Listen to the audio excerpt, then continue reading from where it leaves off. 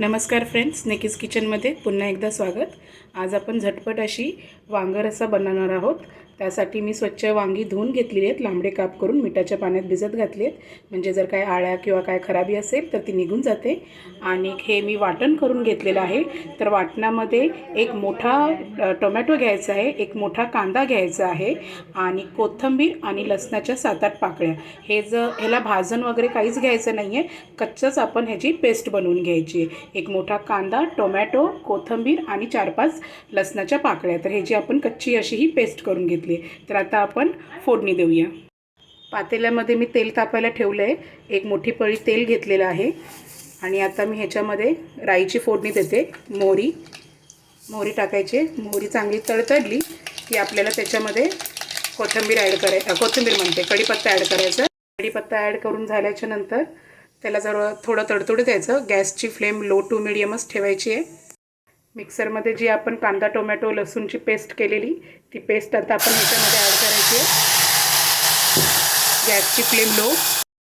कांदा टोमॅटोची सगळी पेस्ट आपण तेलामध्ये टाकलेली आहे राईची फोडणी देऊन। आता आपण छोटा चमचा हळद टाकणार आहोत। मी इकडे आमचा कोल्हापुरी लाल मसाला घेतला आहे, घाटी मसाला। तुम्ही जो रोज वापरण्यातला मसाला आहे तो मसाला ॲड करा। 2 मोठे चमचे मी आमचा कोल्हापुरी लाल मसाला घेतलेला आहे इथे। आणि त्याला आता आपण चांगलं जरा ढवळून घेऊया। एकदम कमी साहित्यामध्ये वांगी रस्साची रस्सा आपण बनवून बघणार आहोत आज।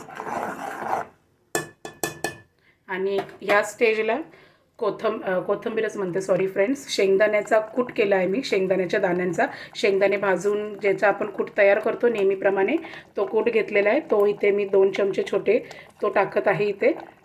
आणि आता हे सगळे जिन्नस आपण चांगले एकत्र हलवून घ्यायचे आहेत। त्याला जरा चांगलं तेल सुटूपर्यंत, सगळा त्याचा टोमॅटो कांद्याचा कच्चापण जाऊपर्यंत चांगलं त्याला आपण तेलात शिजवून घ्यायचं आहे। गॅसची फ्लेम मीडियम टू लो ठेवून चांगलं तेल सुटूपर्यंत, सगळा कच्चापणा निघून जाऊ दे, त्यातला चांगलं तेल सुटू दे, तोपर्यंत आपण त्याला चांगलं शिजवून घेऊया। तेल चांगलं सुटत आलेलं आहे, कांदा टोमॅटोचा मसाला चांगला परतून होत आहे, कच्चापणा त्याचा निघत आहे, अशी तरी यायला लागलेली आहे। तर ह्या स्टेजला आपण स्वच्छ धुतलेला कापून घेतलेला वांगं ते ॲड करणार आहोत। वांगं ॲड केलेलं आहे। वांगं ॲड करून झालेलं आहे, चांगलं परतून झालेलं आहे वांगं।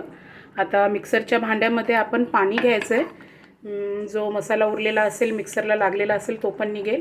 आणि 2 मीडियम साईजचे ग्लास मी पाणी आता ह्याच्यामध्ये ॲड करत आहे,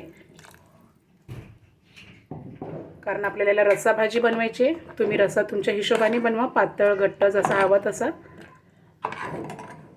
थोडंसं अजून पाणी मी अर्धा ग्लास ॲड करते, म्हणजे 2.5 ग्लास मी इथे पाणी टाकलेलं आहे।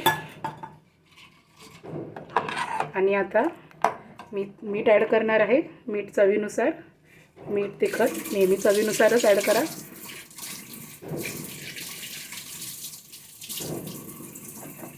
चांगलं पुन्हा एकदा ढवळून घेऊया। चांगलं ढवळून झालेलं आहे। आता आपण ह्याच्यावर झाकणी टाकूया आणि गॅसची फ्लेम मीडियम करून आपण याला 10-15 मिनटं असंच वाफवून घेऊया, चांगली उकळी येऊपर्यंत। 5-10 मिनटं होऊन गेली आहेत। झाकणी थोडीशी आपण उघडून बघूया, चांगली उकळ आलेली आहे। एकदा आपण बघूया व्यवस्थित हलवून। वांगं अजून शिजायचं आहे, वांगं शिजू देऊया अजून थोडं, अजून उकळू देऊया आपण। झाकणी आता काढते मी आणि मीडियम साईजवरच गॅस ठेवते। चांगली उकळमध्ये वांगं पूर्ण शिजून घेऊया। 10-15 मिनटं अजून त्याला उकळ देऊन आता तुम्ही पाहू शकता वांगं पण आपलं प्रॉपर शिजलं आहे। रस्स्याला तेलाचा तवंग पण आला आहे, चांगला प्रॉपर शिजून झालेला आहे।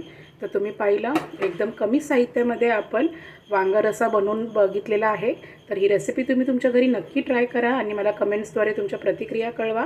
तर तुम्ही पाहिलं, निकी किचन नेहमीच तुम्हाला घरात जे अवेलेबल सामान असतं त्यातच तुम्हाला होईल तितक्या सोप्यातल्या सोप्या रेसिपीज करण्याचा माझा नेहमी प्रयत्न असतो। तर आज पण आपण वांगा रस्सा एकदम कमी साहित्यात बनवलेला, टोमॅटो, कांदा, फक्त कच्चा आपण त्याची प्युरी बनवली आणि त्याचीच फोडणी दिली. कधी डाळ वरण खायचा कंटाळा आला असेल तर असा रस्सा वांगा नक्की तुम्ही ट्राय करा.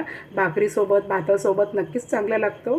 तर कृपा करून माझ्या चॅनलला नक्की तुम्ही लाईक शेअर सबस्क्राईब द्या. होईल तितकं मला सपोर्ट करा आणि माझ्या रेसिपीजना पुढे घेऊन जाण्यासाठी प्लीज मला सपोर्ट करा. तर ही रेसिपी नक्की ट्राय करा आणि माझा व्हिडिओ नेहमी तुम्ही पाहत असल्यामुळे धन्यवाद.